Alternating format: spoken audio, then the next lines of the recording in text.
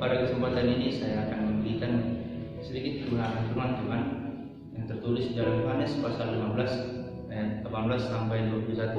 Saya ulangi, Yohanes pasal 15 ayat 18 sampai 21. Sebelum kita masuk ke dalam sharing pada kesempatan ini, saya ajak saudara-saudara semua untuk berdoa dalam nama Tuhan. Kita berdoa dan Bapa Tuhan Kudus yang Esa. Terima kasih Tuhan buat berkat firman dan firman kami senantiasa dan pas dalam bumi dan lupa Tuhan sehingga mendengar sebagian dari firman yang Kau bagi Tuhan berkati kami. Kudus yang Tuhan kami dapat menerima dan masukkan firman yang dalam hati dan pikiran kami dapat berguna dalam firman kami Tuhan, juga dapat memberikannya dalam kehidupan kami dan juga pada sesama kami. Melalui permohonan kami Tuhan, amin. Bapak terus di sana. Baik saudara-saudari yang terkasih dalam Tuhan, saya akan membacakan untuk kita Yohanes pasal 15 ayat 18 sampai 21. Demikian firman Tuhan. Dunia membenci Yesus dan murid-muridnya.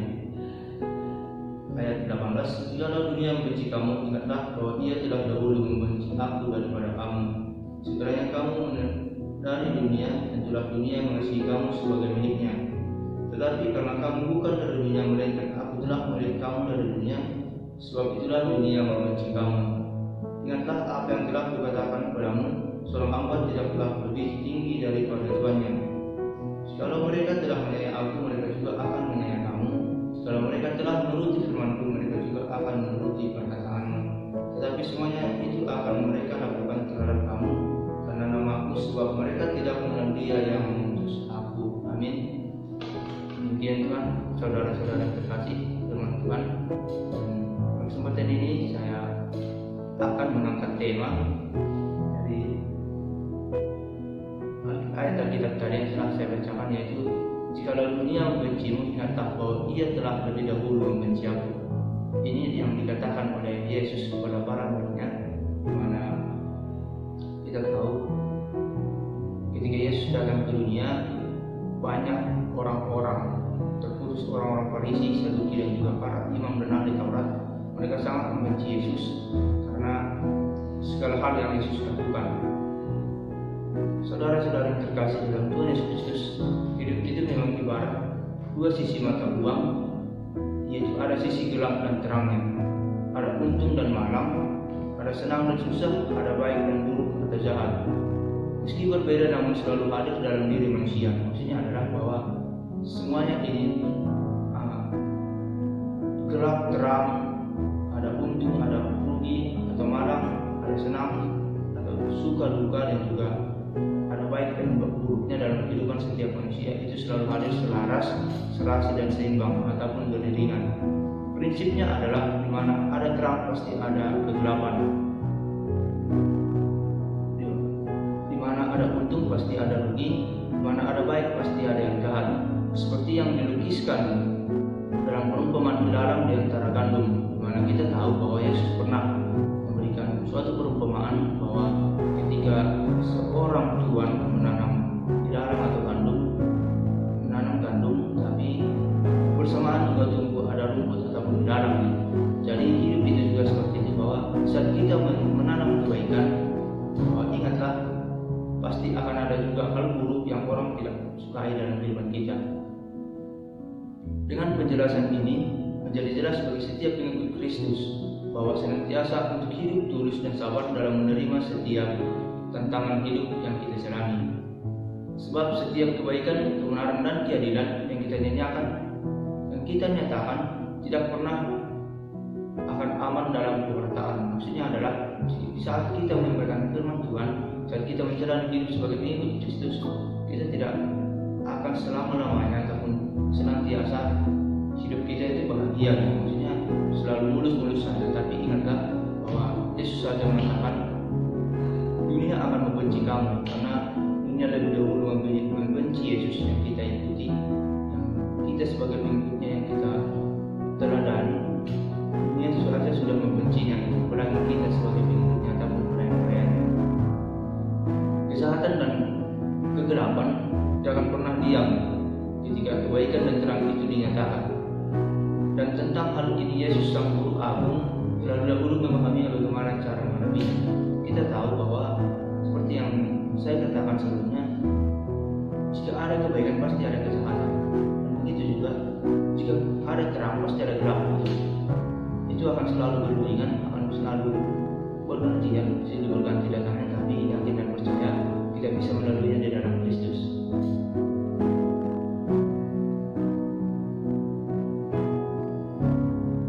Saudara-saudara yang terkasih dalam Tuhan Yesus Kristus, lihatlah bagaimana ketika Yesus disalibkan, yang mana dia harus memikul salib yang begitu berat, namun dia tidak pernah protes. Bukan hanya memikul salib, saudara-saudara, tapi dia juga bahkan dicambuk, dicaci maki, diludahi, dipukuli, tapi dia tidak pernah menganggap bahwa itu adalah bisa merupakan satu cara untuk dia untuk menentang ataupun melawan ataupun bahkan memprotes orang-orang tersebut itu, ataupun dia bisa saja langsung menunjukkan kuasa bahwa dia adalah Tuhan gitu. Dia bisa melakukan segala hal, tapi jika itu dilakukan maka keselamatan tidak akan pernah terjadi. Karena kita tahu bahwa ketika Yesus disalibkan bahwa di situ adalah kemenangan kita, bahwa dosa-dosa kita telah dihapuskan ataupun dosa-dosa kita telah diampuni. Sekilas melihat kehidupan kita, sering kita marah ketika kita dicaci maki. Ya, ini sebagai karakter manusia ya. Kita sering marah ketika kita dicaci maki, ketika kita diolok ataupun dihina. Kita malah balas memukul ataupun kita balas menghina, kita balas caci makian orang lain kepada kita. Bahkan jika seseorang melukai kita, kita juga ingin supaya dia merasakan apa yang kita rasakan gitu.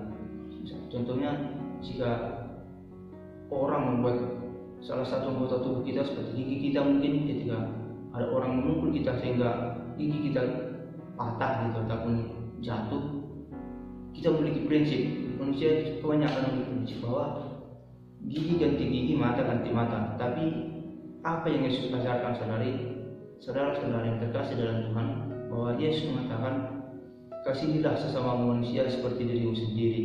Jadi tidak ada unsur ataupun tidak ada hal yang ingin Yesus katakan bahwa mata ganti mata, itu tidak berlaku. Karena kita tahu Yesus itu adalah kasih. Dia tidak ingin ada rasa balas dendam, tapi tetaplah mengasihi apapun yang terjadi, apapun orang lakukan kepada kita, tapi kita harus tetap mengasihi orang lain tersebut. Saudara-saudara yang terkasih dalam Tuhan Yesus Kristus, kita tahu manusia memang adalah makhluk yang mulia, yang paling mulia diciptakan Tuhan, tapi kita sangat berbeda dengan Yesus. Karena seperti yang saya katakan tadi, Yesus mengatakan bahwa barang siapa menampar pipi kirimu, kasihlah pipi kananmu, dan barang siapa minta selai basuhmu, berikanlah. Dan masih banyak lagi hal-hal ataupun perumpamaan ataupun ajaran yang Yesus ajarkan bahwa dia menentang adanya rasa balas dendam ataupun perseteruan. Yesus sudah mengingatkan para pengikutnya tentang hal ini, bahwasanya apa yang buruk dan jahat yang akan menimpa para pengikutnya ataupun yang percaya kepadanya, bahwa dia mengatakan dia dahulu sudah mengalaminya, bahwa dia sudah mengalaminya, dia sudah melaluinya, tapi yakin dan percaya dia memberikan kita harapan, dia memberikan kita janji, dia tidak akan pernah sekalipun meninggalkan kita apapun yang terjadi. Jika dunia membenci kamu, ketahuilah bahwa aku telah lebih dahulu dibenci dunia. Kita dengar Yesus ini mengatakan, ini sangat ditekankan bahwa jika dunia membenci kamu, ingatlah bahwa aku telah lebih dahulu dibenci oleh dunia. Maka kepada setiap kita, pengikutnya, saudara-saudara yang terkasih dalam Tuhan Yesus Kristus, mau dibilang bahwa Yesus saja sudah alami hal demikian, apalagi kita pengikutnya. Jadi tidak perlu takut, kita bisa melaluinya bersama dengan Kristus Yesus. Percaya saja. Tapi pada saat ini banyak kita lihat, saudara, mengapa kita harus merasa gengsi dan direndahkan ketika kita diperlakukan tidak adil, ketika ada orang menghina kita, ada orang mencaci maki kita, dia menghina fisik kita mungkin ataupun warna kulit atau apapun itu, adanya rasa rasisme, tapi itu tidak perlu kita balas. Kita hanya perlu mendoakan mereka supaya mereka dapat berubah, mereka dapat menerima kita padanya, sehingga kita bisa merasakan bahwa kasih Kristus memang nyata. Ya, jika mereka bisa berubah, kita membawa mereka ke jalan yang benar, kita bisa menuntun mereka kepada Kristus Yesus dan mengikuti segala apa yang saya ajarkan, maka ya itu itu akan sangat baik, dan juga mereka bisa bertobat, mereka berbalik arah, dan kita tahu bahwa barang siapa yang direndahkan akan ditinggikan, dan barang siapa yang meninggikan dirinya ia akan direndahkan. Itu Yesus sendiri yang mengatakan kepada kita. Jadi jika ada orang yang menghina kita dan merendahkan kita, jangan takut, karena kita tahu jika manusia yang merendahkan kita, Yesus masih bisa meninggikan kita. Tapi jika sudah Yesus yang merendahkan kita, ya manusia tidak akan memiliki kuasa ataupun wewenang untuk bisa meninggikan kita lagi. Kita sudah berada di bawah selamanya.